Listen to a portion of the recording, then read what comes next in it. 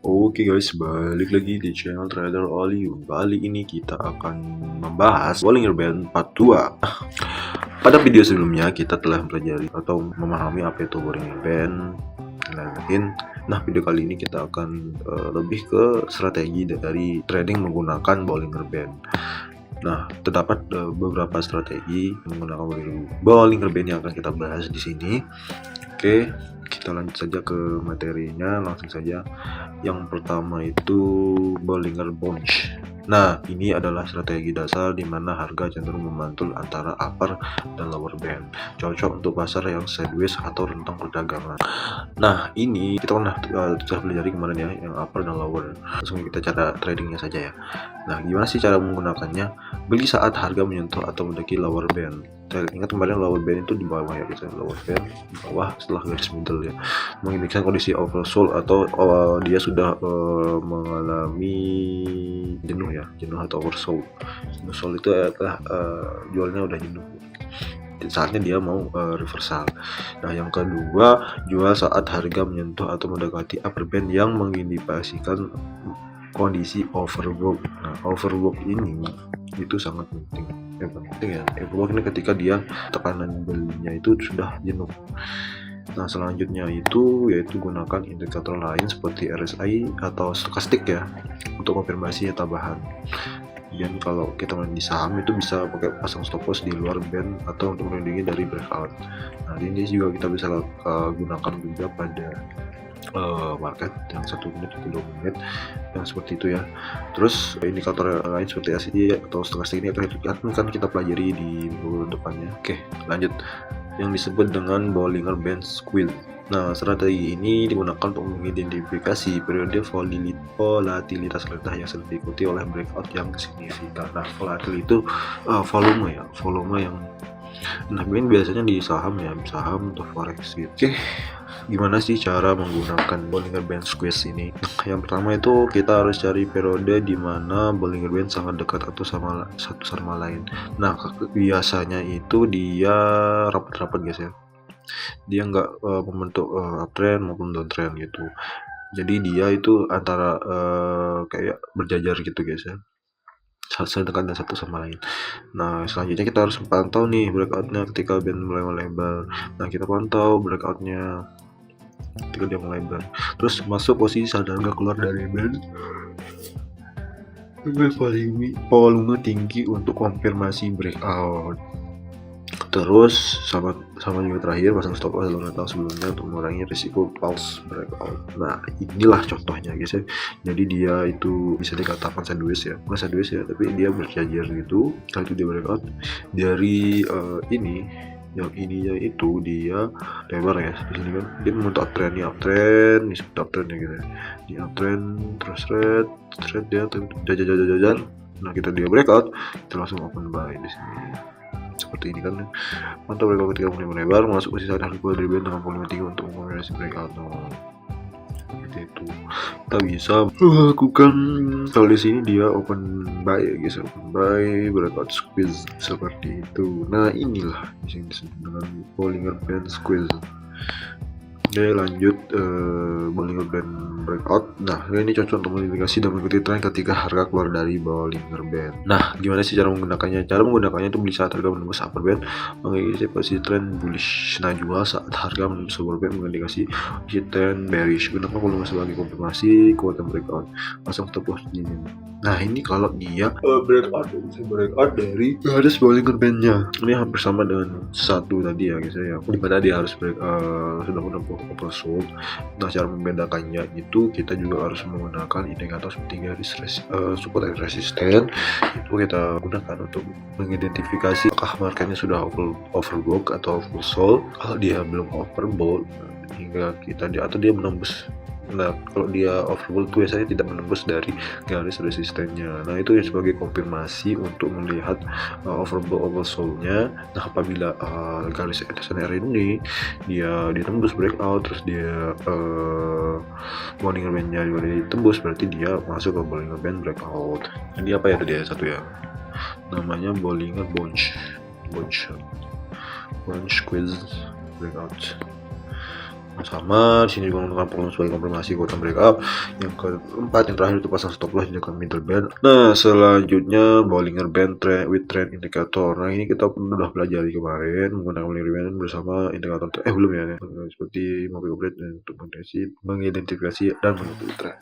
Nah, kita juga bisa mengkombinasikan dengan MACD ya guys. MACD kita bisa kombinasikan, dia juga bisa melihat dari dimana dia akan reversal melalui garis persilangan yang antara garis persilangan signal sama MACD-nya ya guys ya. Itu bisa jadi dia menjadi konfirmasi. Selain tadi kan kita udah pelajari itu RSI ya, RSI itu juga bisa menjadi konfirmasi, dan kalau ini dia menggunakan MACD. Nah, gimana cara menggunakannya? Yaitu gunakan Bollinger Band untuk mengestimasi volatilitas. Nah, volatilitas dan potensi titik masuk untuk keluar. Nah, gunakan moving average atau MACD untuk di arah utama. Nah, kalau yang ini kita kemarin kan kalau di video yang pertama itu kita kalau dia mau trend itu dia garis atas sama upper and lowernya itu dia jaraknya renggang banget ya guys.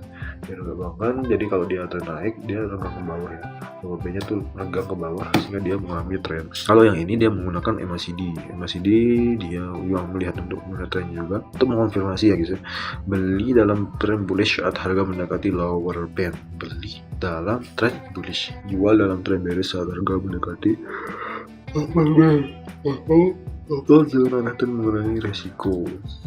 Nah, selanjutnya itu mean reversion. Dari kata reverse itu dia berbalik ya, berbalik arah. Dan strategi ini berdasarkan pada konsep bahwa harga cenderung kembali ke mean atau rata-rata. Nah, jadi caranya gimana? Beli saat harga menyentuh atau mendekati lower band dengan harapan harga akan kembali ke middle band. Nah, yang kedua itu jual saat harga menyentuh atau mendekati upper band dengan harapan akan kembali ke middle band. Menggunakan indikator lain ini seperti RSI, stochastic untuk konfirmasi. Nah, ini dia hampir sama dengan bounce ya. Bounce itu dia sama-sama balik dia, karena kalau yang bounce itu akibat overbought atau oversold. Nah, ini juga bisa ya, karena dia akan mengejar mean reversion-nya seperti itu. Nah, ini menggunakan combining Bollinger Band with other indicator, menggunakan bersama indikator lain untuk mengindikasikan akurasi trading. Nah, cara menggunakannya itu sama tadi yang ada yang pegang dengan RSI atau stochastic atau kondisi overbought atau oversold. Nah, ini yang kita pelajari di minggu depannya guys ya. Yang kedua itu kombinasikan dengan moving average untuk mengidentifikasi tren jangka panjang. Ini juga bisa MACD atau moving bridge. Terus kombinasikan dengan indikator volume untuk menginformasi kelihatan breakout. Selanjutnya itu gunakan Bollinger Band untuk menentukan titik masuk dan keluar yang optimal, seperti itu. Oke, cukup sekian. Kita selanjutnya kita akan kembali ke contoh ya guys ya. Contoh di dalam marketnya seperti apa. Oke guys, ini seperti kita lihat contoh ya. Kita masuk di Asian Composite Index, di mana dia, nah ini yang disebut dengan pola squeeze ya, squeeze yang tadi ya guys ya. Nah, ketika dia sudah straight masuk sini, kita open buy atau open, ini bisa kita profit guys, open buy ya. Tapi ini kalau open buy nya harus dia itu harus 3 menit atau 2 menit nanti guys, nggak bisa 1 menit. Kemudian kita lanjut cari contoh yang lain.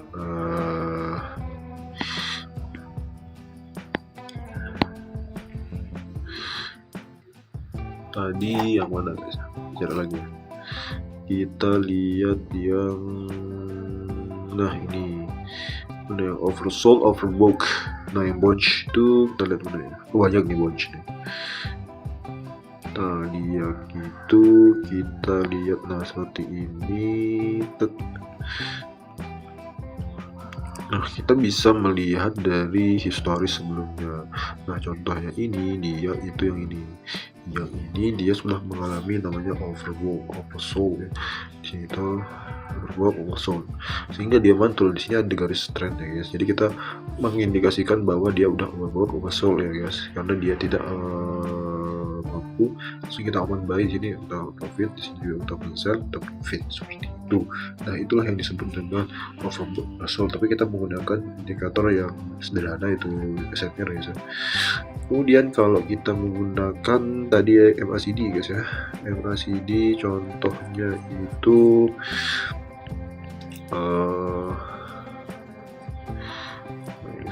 oke, kita rapin dulu grafnya. Oke, contoh dari MACD itu mana ya, dia harus bersilangan guys. Dia harus bersilangan.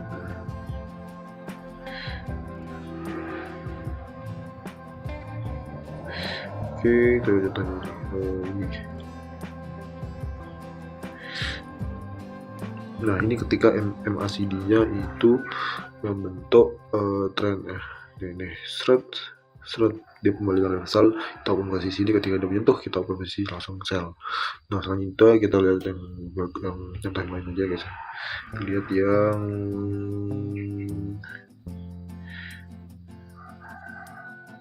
nah ini kita lihat yang